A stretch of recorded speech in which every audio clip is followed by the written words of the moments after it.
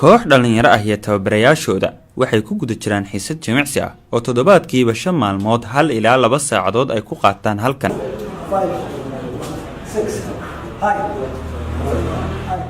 inkasta oo sida waxbarashada kale lacag lagu bixiyo la isxaadiriyo macallimiintuna ay la xisaabtamayaan ardada, haddana dhammaan ardadani isku hadaf iyo ujeedo halkan uma iman.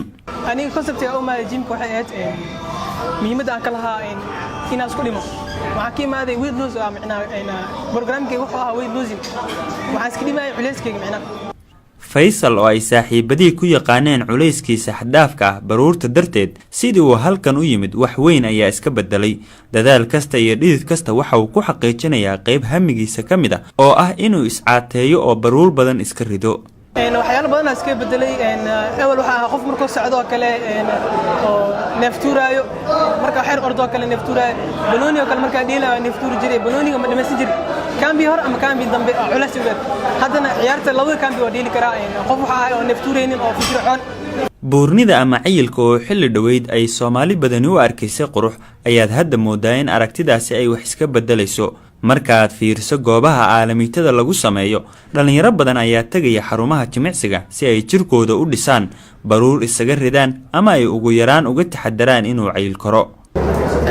fakirka dadka hore markii hore oo ahaa inay cayilka aydi waxa jirta macnaha dadka cayilka inay wax fiican yahay, laakiin later dadku waxa way isbedeleen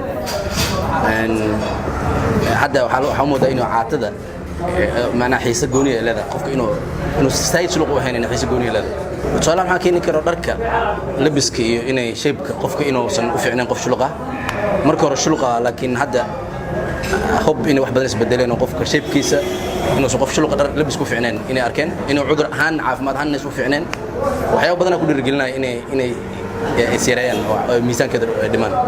ragga caloosha leh ee iyaguna doonaya inay miisaankooda dhimaan ayaa halkan xiisado gaara ku heli karaa.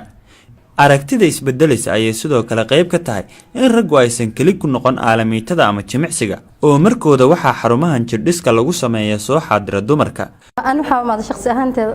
shukri waxay ahayd 110 kiilo waxayna iska riday bil gudaheed culays dhan 20 kilogram.